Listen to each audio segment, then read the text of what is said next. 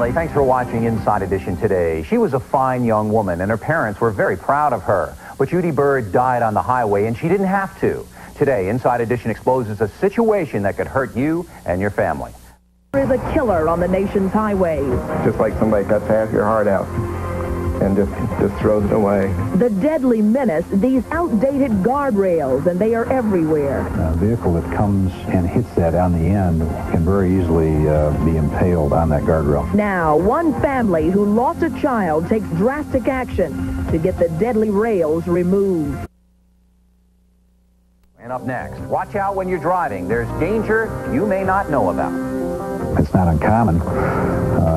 Pictures I've seen to see 30 or 40 feet of guardrail hanging out the back end of a car that's hit one of those. I don't care what it takes to get rid of them. I don't care how much money it takes to get rid of them. Her name was Judy Bird, and by all accounts, she was a nice, hard-working young woman with a great future ahead of her. But Judy did not live to see her 21st birthday, and how she died is simply outrageous. Rolanda Watts here with the story. Rolanda. Yes, Bill, this is an outrageous story. You might remember Ralph Nader's big crusade against some cars back in the 1960s. Cars that he called unsafe at any speed.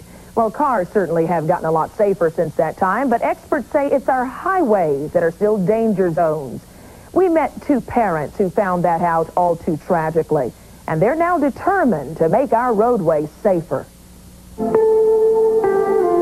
Glennon and Linda Bird will tell you there is no greater pain than losing a child. Their daughter Judy was on her way home from college for Christmas when she was killed in a car wreck. But Glennon and Linda are calling it murder. Just like somebody cuts half your heart out and just throws it away. Yeah, you're so lost and alone. There's just such an empty feeling. Last year, 20-year-old Judy Bird was killed by an outdated type of highway guardrail, one that was a known hazard 30 years ago. The sharp ends, when hit head-on, will slice through a car like a guillotine, yet the nation's highways are lined with them. It has a sharp edge on it. A vehicle that comes and hits that on the end can very easily be impaled on that guardrail. Judy Bird was a sophomore attending Baylor University in Waco, Texas, studying to be a music teacher. Her friends would often kid her about her name and call her Judy Bird. I never met anyone that didn't like her. And it's really funny because you hear that once in a while, but I mean, I think you'll find, talking to people, you won't find anyone that didn't just fall in love with her from the first minute. Last December, Judy finished up her final exams and looked forward to an old-fashioned Christmas at home. She grabbed a ride up to Kansas City with her good friend, Sally Geis. It was a long drive, but one they'd each done many times before. And they had no trouble talking away the hours and the miles. It was 10 o'clock, dark, still far from home on Kansas Interstate 70. Sally was driving. Judy reached around to get a snack from the back seat. Sally turned for a moment to help. The car drifted off the shoulder onto the grass. Sally turned hard to the left. The car smashed into the end of a sharp-edged guardrail. Sally was unhurt. Judy was killed instantly. I think I started screaming at the top of my lungs because Galen was asleep, and he came out to the kitchen. I heard her holler, "Not my baby," and then I knew. In a haze of shock and grief, they laid their daughter Judy to rest. Then they gathered the courage to drive to the actual accident site. The Kansas Highway Department had replaced the guardrail exactly as it was with that same sharp end. We were so angry when we got to the scene that we were just mad. In memory of their daughter, Galen and Linda have put their grief aside to launch a crusade against what they call killer guardrails. Get rid of these. I don't care what it takes to get rid of them. I don't care how much money it takes to get rid of them. Galen and Linda have become highway sleuths, learning everything they can about guardrail design. And they're seeing that highways everywhere, not just in Kansas, are lined with what they call silent assassins. Okay, this has the blunt end on it, and that just serves just like a dagger. It just comes straight into the car. Well, I think that would be the perception of the public, that you wouldn't expect to see this anymore, but I know better.